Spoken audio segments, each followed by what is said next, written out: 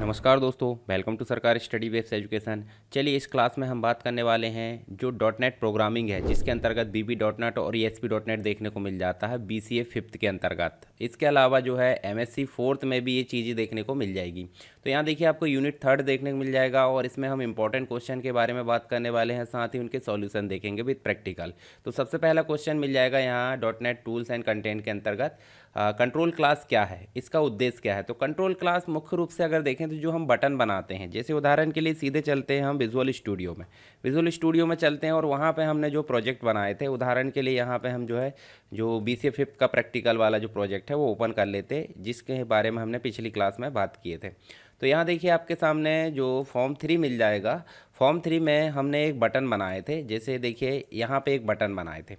तो बटन हमने कैसे बनाए थे, रन टाइम पे, यानी कि रन टाइम पे हमने जो है बिना डिज़ाइन किए, जैसे हम यहाँ जाकर देखेंगे तो यहाँ हमको एक भी क्लासेस नहीं मिल रही, मतलब एक भी बटन्स नहीं मिल रही या कंट्रोल नहीं मिल, परंतु जब हम रन करेंगे, जैसे उदाहरण के लिए इसको हम रन करते हैं, तो रन करेंगे तो अभी तो ये एमडीआई वाला रन हो रहा है, हम जो है फॉर्म 3 को रन करते हैं। फॉर्म 3 को रन करने के लिए हम प्रोजेक्ट में जाएंगे, यहाँ पर जाएंगे एप्लीकेशंस में, एमडीआई की जगह फॉर्म 3 सेलेक्ट करेंगे और इसको कर देंगे स्टार्ट। और स्टार्ट जैसे करेंगे तो यहाँ देखिए आपके सामने जो कंट्रोल है वो बनकर तैयार है। अभी कैसे बना होगा, देखिए जब भी हम कोई चीज़ बनाते हैं तो उसके लिए जो है बार बार यूज़ की जाने वाली चीज़ों को एक जगह इकट्ठा करके हम डिज़ाइन कर देते हैं या उसको डिफ़ाइन कर देते हैं।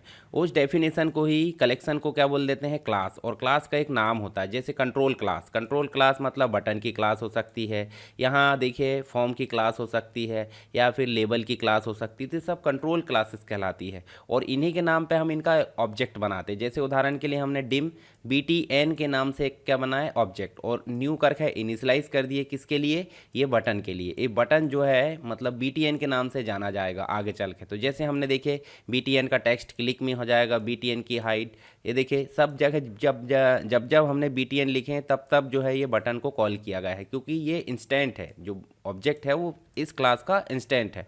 तो यहाँ पे कंट्रोल क्लास वही होती है जो हम कंट्रोल्स लेते हैं। जैसे टेक्स्ट बॉक्स एक कंट्रोल क्लास है, टेक्स्ट बॉक्स 1 2 3 4 5 इसके ऑब्जेक्ट होते हैं। लेबल एक कंट्रोल क्लास है, लिस्ट एक कंट्रोल क्लास है। तो ये सब बेस क्लास होती है और इनसे जो लाते हैं हम, इनको इनकी जो फैसिलिटी है, जिस क्लास में लेकर आते हैं या जिस ऑब्जेक्ट में लेकर आते हैं या दूसरी क्लास में लेकर आते हैं, तो एक प्रकार से इंस्टेंट होता है, या फिर हम बोल सकते हैं कि जो इनहेरिट क्लास हो जाती है, जिसकी प्रॉपर्टी जिसमें लेकर आई जाती है, उसे डिराइव्ड बोल देते हैं। डिराइव्ड मतलब हो जाता है चाइल्ड क्लास। ये हो गई आपकी पेरेंट क्लास और ये हो गई आपकी चाइल्ड क्लास। मतलब एक क्लास के फीचर्स को दूसरी क्लास में लाते हैं, तो जो पहली क्लास है वो हो गई पेरेंट क्लास और दूसरी क्लास हो गई डिराइव्ड मतलब चाइल्ड क्लास। ठीक है, बेस क्लास और चाइल्ड क्लास। तो यहाँ देखिए इनके सारी चीज़ों के जो नेम स्पेस है हमको देखने को मिल जाते हैं कंट्रोल क्लास के system.windows.forms नेम स्पेस के अंतर्गत मिल जाते हैं। तो आप देखिए जैसे उदाहरण के लिए ये पब्लिक सेक्शन है, पब्लिक सेक्शन में मैं चलूँ, यहाँ पे हम क्लासेस को इंपोर्ट कर लेते हैं। इंपोर्ट्स करें सिस्टम डॉट डेटा डॉट, अब हम जैसे मान लीजिए डेटाबेस का लाना चाहते हैं तो OLED भी ला सकते हैं, या फिर हम जो है SQL क्लाइंट ला सकते हैं। ये भी क्या है, ये भी एक क्लासेस है। तो ऐसे ही कंट्रोल की क्लासेस होती है जो बाय डिफ़ॉल्ट यहाँ पे लोड हो जाती हैं। कुछ चीज़ों को नेम स्पेस के साथ लोड करना होता है और कुछ चीज़ें ऑटोमेटिक लोड हो जाती है। तो इन सभी के common properties, common methods, common events होते हैं। जैसे सभी कंट्रोल क्लास का मुख्य उद्देश्य मुख्य रूप से अगर देखें तो सभी कंट्रोल्स के लिए कॉमन बेस प्रॉपर्टी या बेस प्रोवाइड कराना, जैसे बटन है, कंट्रोल्स, लेबल है या टेक्स्ट बॉक्स है। जैसे यहाँ देखिए इनकी बहुत सारी प्रॉपर्टी होती है। उदाहरण के लिए देखें, हम यहाँ अगर कोई एक एप्लीकेशन में चलते हैं, यहाँ देखिए ये वाला एप्लीकेशन, इस टेक्स्ट बॉक्स के अंतर्गत चलें तो इसकी प्रॉपर्टीज़ हम यहाँ पे देखते हैं। जैसे ये प्रॉपर्टीज़ हैं, इनकी प्रॉपर्टीज़ कुछ मुख्य रूप से अगर देखें तो हमको नेम देखने को मिल जाता है, बेसिक आइडेंटिटी होती है। उसके अलावा आपको क्या मिल जाता है, देखिए बैक कलर मिल जाता है, बॉर्डर स्टाइल है, डॉक करना इनेबल है, डिसेबल है, फॉन्ट प्रॉपर्टी, फॉर कलर है, फॉन्ट कलर है। इसके अलावा लोकेशन है, लॉग्ड अनलॉग है, बाकी मार्जिन वगैरह है। इसके साथ ही आपको साइज़ मिल जाता है, टैब इंडेक्स मिल जाता है, टेक्स्ट मिल जाता है, टेक्स्ट अलाइन मिल जाता है। इसके अलावा विजिबल मिल जाता है। ये सब जो है हर एक कंट्रोल की कुछ कॉमन प्रॉपर्टीज़ होती है जिनके बारे में आप यहाँ पे जान सकते हैं। तो इन्हीं के बारे में यहाँ पे लिखना है। उसके बाद इवेंट के अंतर्गत अगर देखें तो हर एक कंट्रोल क्लास का एक इवेंट होता है। जैसे क्लिक करेंगे तो क्लिक इवेंट, माउस को डाउन करेंगे, माउस मूव करेंगे, की प्रेस करेंगे, टेक्स्ट चेंज करेंगे, ये सब इवेंट कहलाते हैं। इवेंट ड्रिवन प्रोग्रामिंग के अंतर्गत ये चीज़ें आती है जिसके बारे में हमने देखे। और हर एक कंट्रोल क्लास का एक मेथड होता है, जैसे टेक्स्ट बॉक्स डॉट शो या form to dot show, me dot hide, text box में फोकस करना है, रिफ्रेश करना है, सब मेथड होती है। मेथड को ब्रैकेट के साथ में लिखा जाता है, ठीक है। इनवैलिडेट, इस प्रकार से सारी चीज़ें जो है मेथड्स होती है। कंट्रोल क्लास की हायरार्की जो है, मतलब कंट्रोल की हायरार्की में सपोर्ट देना एक प्रकार से अगर देखें तो फॉर्म जो है पेरेंट कंट्रोल है और बटन जो है चाइल्ड कंट्रोल। उदाहरण के लिए हम यहाँ डबल क्लिक कर लेते हैं तो यहाँ ध्यान से देखिए ये जो है लोड है, और यहाँ देखिए जो फॉर्म है, ये फॉर्म जो ऊपर सबसे ऊपर देखोगे फॉर्म जो है पेरेंट है, और इसके अंदर जो हमने बटन लिए हैं यहाँ से बटन देख सकते हैं बटन 4, तो ये एक प्रकार से चाइल्ड है, क्योंकि ये देखिए इसके फॉर्म के अंदर यूज़ किया जा रहा है। तो इसकी भी प्रॉपर्टी इसके अंदर इनहेरिट की जाएगी, बेस क्लास और चाइल्ड क्लास, ठीक है। पेरेंट क्लास और चाइल्ड क्लास यहाँ पे देखने को मिल जाता है। ड्राइंग और रेंडरिंग सपोर्ट भी यहाँ मिल जाता है, जैसे ऑन पेंट ऑन रिसाइज भी हमको देखने को मिल जाता है। यूज़र इंटरेक्शन कंट्रोल में मदद कर देना, मतलब क्लिक करना, इनपुट, माउस मूव, कैप्चर करना एप्लीकेशन को, सारी चीज़ें यहाँ पे देखने को मिल जाती है। तो इस प्रकार आप लिख सकते हैं। दूसरा नेक्स्ट क्वेश्चन है टेक्स्ट बॉक्स और रिच टेक्स्ट बॉक्स में अंतर बताइए। तो पहले हम जो है इसके बारे में प्रैक्टिस कर लेते हैं।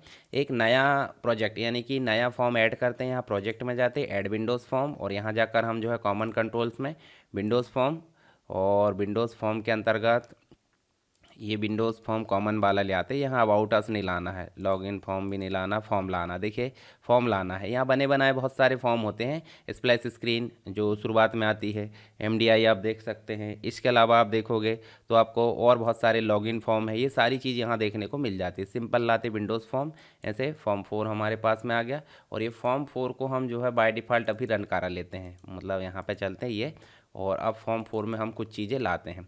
तो कुछ चीज़ क्या लाना है भाई, सिंपल सी बात है। हमको क्या क्या पूछा गया है, एक तो टेक्स्ट बॉक्स पूछा और एक रिच टेक्स्ट बॉक्स। तो टेक्स्ट बॉक्स हम यहाँ पे देख लेते हैं। जैसे टेक्स्ट बॉक्स है, सिंगल लाइन भी हो सकता है और मल्टीपल लाइन भी हो सकता है, परंतु मल्टीपल लाइन कर भी देंगे तो स्क्रॉल बार और ये सारी फैसिलिटी इसमें कम देखने को मिल जाएगी। तो यहाँ पे ये टेक्स्ट बॉक्स हो गया, जो कि बाय डिफ़ॉल्ट सिंगल लाइन हो जाता है। और एक हो जाता है रिच टेक्स्ट बॉक्स, जिसका उपयोग हम नोटपैड बनाने के लिए कर लेते हैं। जैसे देखिए ऑलरेडी ये जो है मल्टी लाइन देखने को मिल जाता है। इसमें कुछ करोगे, देखिए एडिट टेक्स्ट लाइन कर सकते हैं, डॉक पेरेंट कंटेनर, जैसे हम इस प्रकार करेंगे देखिए पूरी विंडो में कंप्लीट रूप से फैल जाएगा। जैसे जैसे हम ऐड करते जाएंगे देखिए इस प्रकार से, तो वो अपने हिसाब से जो है यहाँ पे चेंज होते जाएगा। तो ये हम जो है अभी इसको अनडॉक कर लेते हैं। तो दोनों में आपको अंतर समझ में आ रहा है। दोनों की प्रॉपर्टीज़ अगर देखेंगे तो दोनों की प्रॉपर्टीज़ आपको नज़र आ जाएगी। जैसे उदाहरण के लिए अगर मैं प्रॉपर्टीज़ दिखाऊं तो F4 में दबाता हूं और यहाँ प्रॉपर्टी डिस्प्ले हो जाएगी। तो यहाँ देखिए इसकी प्रॉपर्टीज़ भी आप देख सकते हैं, लगभग लगभग सेम मिल जाती, थोड़ी बहुत चेंजेस है, और यहाँ पे भी इसकी थोड़ी बहुत चेंजेस है। तो यहाँ पे एक पास केयर नाम की प्रॉपर्टी, मल्टी लाइन की प्रॉपर्टी जुड़ जाती है। तो यहाँ देखिए दोनों में अंतर देख लिए, इसका नाम टेक्स्ट बॉक्स है और इसका नाम जो है रिच टेक्स्ट बॉक्स। तो सबसे पहले बात कर लेते हैं टेक्स्ट बॉक्स की। केवल साधारण टेक्स्ट इनपुट के लिए टेक्स्ट बॉक्स का उपयोग किया जाता है, और अगर फॉर्मेटिंग के साथ उपयोग करना है, सारी चीज़ें डिस्प्ले करना, तो रिच टेक्स्ट बॉक्स की आवश्यकता पड़ जाती है। तो आप एग्जांपल के साथ में जो डिज़ाइन बनी है, थोड़ी बहुत अगर कोडिंग है तो लिख सकते हैं, नहीं लिखना तो कोई दिक्कत नहीं है। टेक्स्ट में फॉर्मेटिंग की अगर बात करें तो इसमें सिंपल और टेक्स्ट फॉर्मेटिंग नहीं होती, इसमें बोल्ड, इटैलिक, अंडरलाइन सारी फॉर्मेटिंग की जा सकती है। मल्टी लाइन सपोर्ट, इसमें सिंगल लाइन और मल्टी लाइन दोनों प्रॉपर्टी हो जाती है, मतलब प्रॉपर्टी को ऑन करना होता है। इसमें बाय डिफ़ॉल्ट मल्टी लाइन हो जाती है। रिच टेक्स्ट फॉर्मेटिंग सारी चीज़ें सपोर्ट की जाती है। फाइल सपोर्ट केवल प्लेन टेक्स्ट .txt के साथ हो जाता है, परंतु इसमें .rtf और क्लिपबोर्ड फैसिलिटी भी देखने को मिल जाती है। टेक्स्ट लेंथ की अगर बात करें तो कम टेक्स्ट यहाँ पे हो जाता है और यहाँ बहुत बड़ा टेक्स्ट देखने को मिल जाता है। यहाँ देखिए ऑप्शनल वर्टिकल हॉरिजॉन्टल स्क्रॉल बार देखने को मिल जाती है। यहाँ पे इजी स्क्रॉल बार सपोर्ट देखने को मिल जाता है। और टेक्स्ट बॉक्स के अंतर्गत आपको की प्रेस, टेक्स्ट चेंज जैसे इवेंट देखने को मिल जाते हैं। इसमें आपको टेक्स्ट चेंज है, लिंक क्लिक्ड है, सिलेक्शन चेंज है, सारी चीज़ें देखने को मिल जाती है। तो इस प्रकार आप अंतर लिख सकते हैं। एक और देखिए यूज़ केस की अगर बात करें तो नेम है, एड्रेस है, कमेंट है, इन सभी के लिए जो टेक्स्ट बॉक्स है उसका उपयोग किया जाता है। और रिच टेक्स्ट बॉक्स की अगर बात करें तो आपको वर्ड प्रोसेसर, नोट्स बनाना है, फॉर्मेटिंग के साथ टेक्स्ट एडिटर बनाना है, चैट बॉक्स बनाना है, तो सभी के लिए रिच टेक्स्ट बॉक्स की ज़रूरत पड़ जाएगी।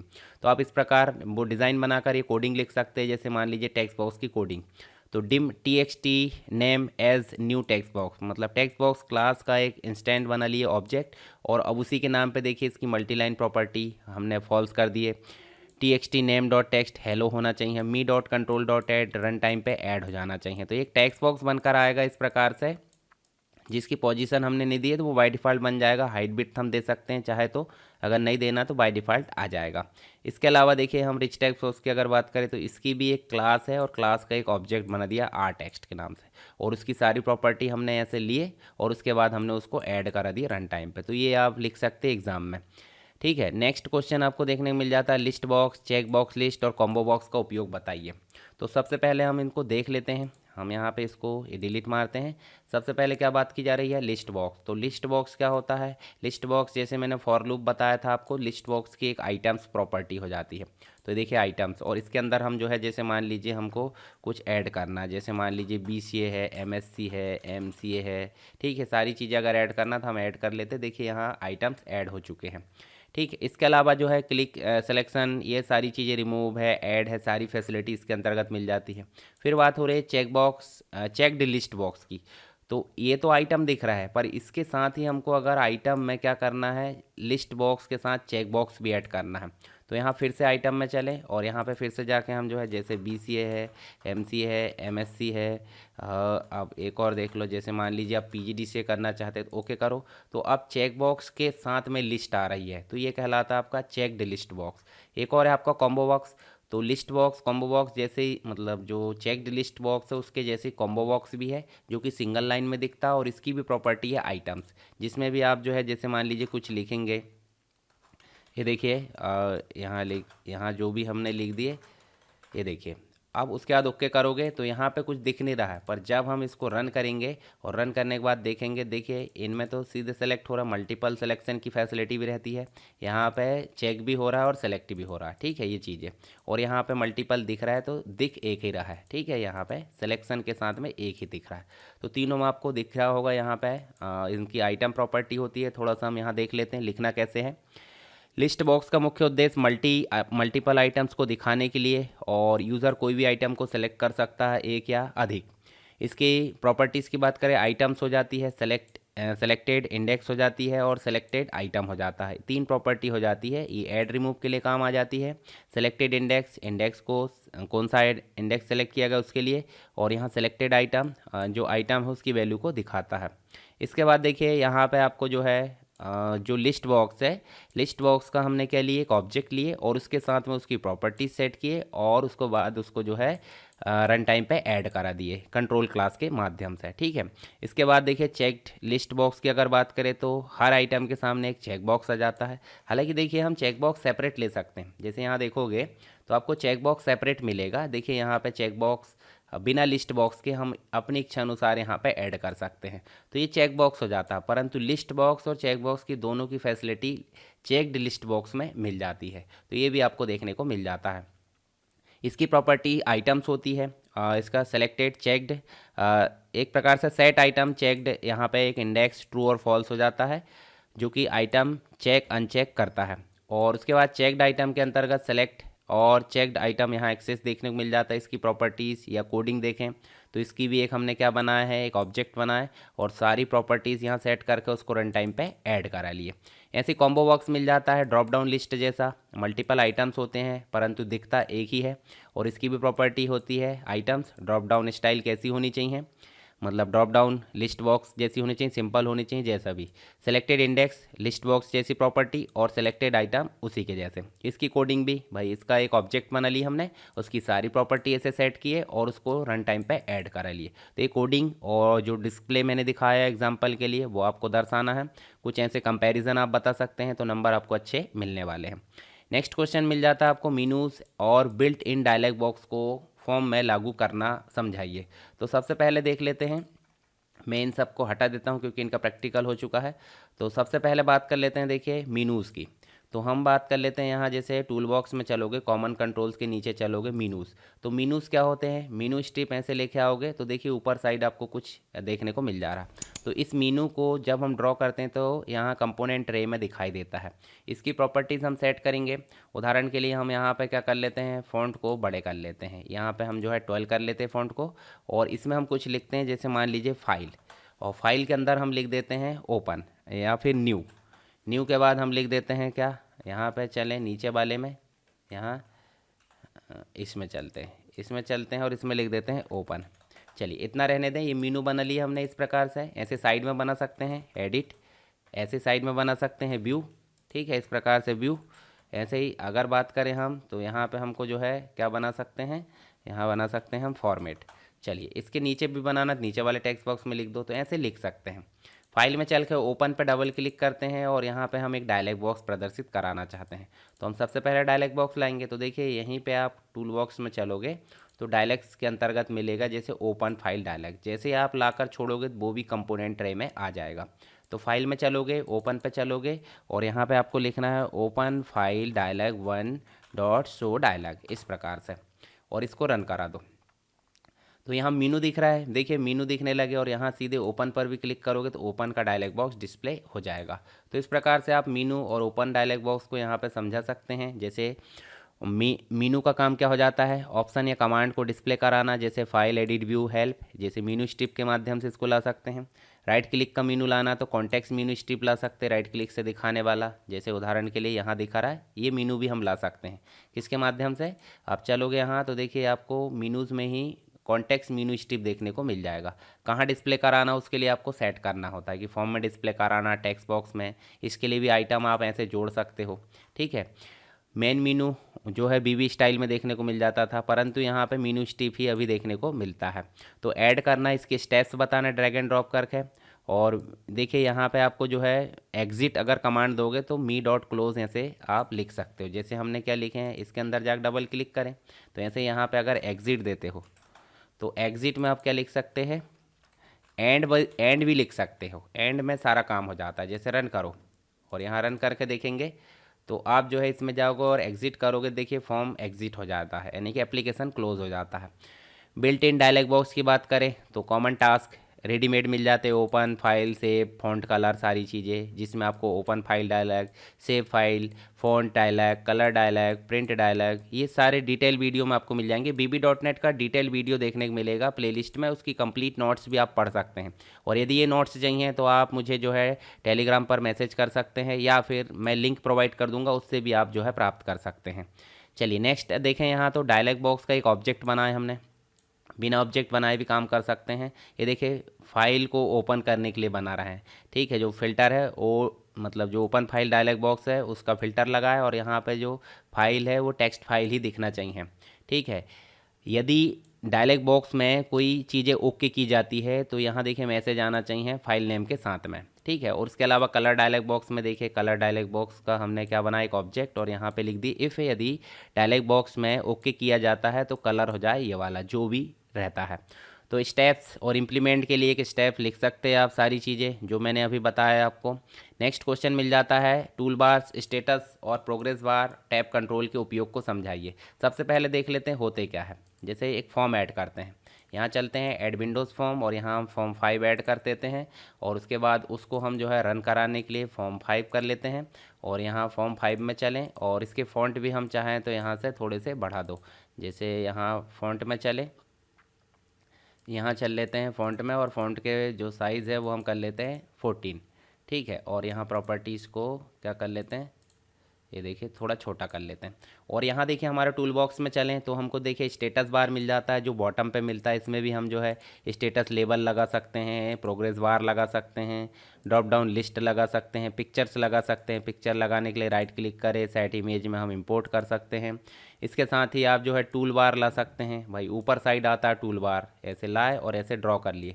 तो टूल बार में भी आप बटन बना सकते हैं, बटन में स्प्लिट बटन बना सकते हैं, लेबल लगा सकते हैं, नाम चेंज कर सकते हैं, कॉम्बो बॉक्स बनाना है, जैसे ये देखिए ये कॉम्बो बॉक्स दिख रहा है ना, वैसे ही। इसके अलावा टेक्स्ट बॉक्स बनाना है, सारी चीज़ें हम टूल बार के मदद से बना सकते हैं।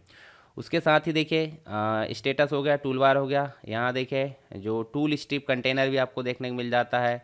टैब कंट्रोल देखने को मिलेगा, जैसे आप कंपोनेंट्स में जाओगे तो भी आपको बहुत सारी चीज़ें देखने को मिलेगी, जैसे और अदर कंट्रोल भी यहाँ देखने को मिल जाते हैं। चलिए यहाँ पे हम जो है कंटेनर के अंतर्गत चलें तो यहाँ टैब कंट्रोल मिल जाता है। टैब कंट्रोल में चलोगे, टैब कंट्रोल का उपयोग किया जाता है एक ही विंडो में मल्टीपल जो व्यू है वो दिखाने के लिए। जैसे मान लीजिए इसमें अपन और कुछ डिस्प्ले करा सकते हैं और इसमें और कुछ डिस्प्ले करा सकते हैं, ठीक है। जैसे मान लीजिए मैं यहाँ पर ग्रुप बॉक्स लाता हूँ, ठीक है। ये ग्रुप बॉक्स मैंने लाया उसके अलावा मैं दूसरे में चलता हूँ, तो दूसरे में देखिए और कुछ ला सकता हूँ। उदाहरण के लिए मैं यहाँ पे कुछ और ड्रॉ कर लेते हैं। जैसे यहाँ पे हम जो है ग्रिड व्यू ले आते हैं, कंपोनेंट्स या फिर डेटा वाले सेक्शन में चलते हैं, ये डेटा में, और यहाँ पे मैं ग्रिड व्यू ले आता हूँ। तो देखिए एक में ग्रिड व्यू हो गया और एक में हो गया आपका कौन सा, ग्रुप बॉक्स। तो इस प्रकार से टैब कंट्रोल का उपयोग किया जाता है। तो तीनों चीज़ें देखिए यहाँ पे टूल बार्स, जो टूल बार होते हैं, जैसे उदाहरण के लिए यहाँ पे देखिए ये देखने को मिल जा रहा है, ये टूल बार बनाने के लिए। स्टेटस बार नीचे आपको दिख रहा है, स्टेटस बार रेडी वगैरह इसको बनाने के लिए किया जाता है। प्रोग्रेस बार भी होता है एक, प्रोग्रेस बार किसी भी प्रोग्रेस को दिखाने के लिए, जैसे उदाहरण के लिए यहाँ पे चले हम कंपोनेंट्स में, या फिर हम जो है यहीं पे मेन जो कॉमन कंट्रोल है वहीं मिल जाएगा प्रोग्रेस बार। तो प्रोग्रेस बार का उपयोग क्यों किया जाता है, जैसे मान लीजिए कोई प्रोग्रेस दिखाना है, ये देखिए जैसे इसको हम रन करना चाहते हैं, लोड इवेंट पे हम जो है इसकी वैल्यू को क्या कर लेते हैं, टाइमर टिक इवेंट से जो है शुरू कर लेते हैं। जैसे टाइमर टिक इवेंट भी होता है, टाइमर इवेंट, जैसे मान लीजिए कंपोनेंट्स में चले और यहाँ टाइमर को लाकर ड्रॉ कर दिए, तो लोड इवेंट पे हम जो है क्या कर लेते हैं, टाइमर को स्टार्ट कर लेते हैं। जो टाइमर 1 है उसको हम जो है स्टार्ट कर लेते हैं, और उसके बाद कहाँ चलते हैं, जो टाइमर दिख रहा है नीचे इस पर डबल क्लिक करते हैं, इसका एक टिक इवेंट आ गया, देखिए टिक इवेंट।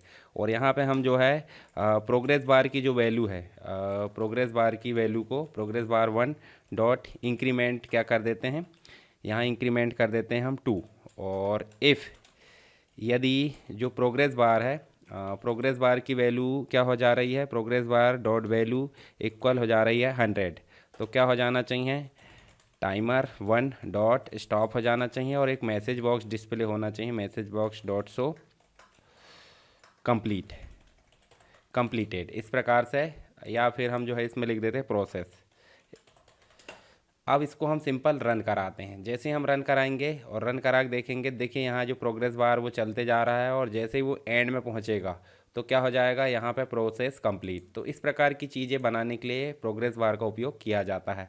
तो आपको तीनों चारों चीज़ें समझ में आ गई। हम इसके बारे में थोड़ा सा और जान लेते हैं।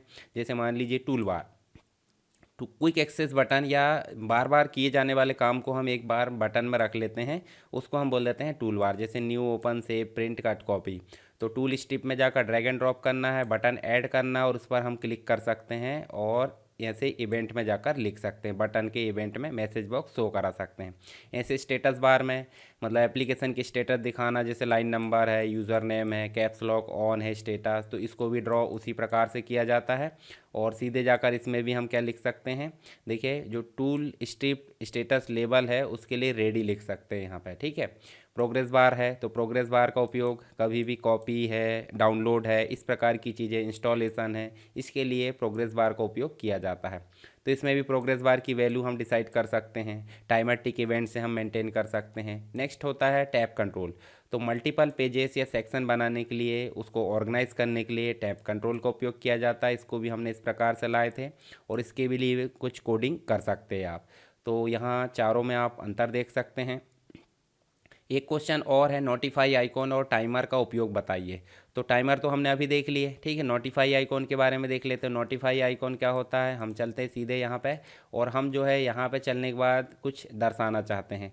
तो यहीं पे देखिए आपको नोटिफाई आइकॉन नज़र आ रहा है। नोटिफाई आइकॉन ऐसे ला कर ड्रॉ करें, ये देखिए, और इसके लिए भी हम जो है यहाँ पे कोडिंग कर सकते हैं, ठीक है।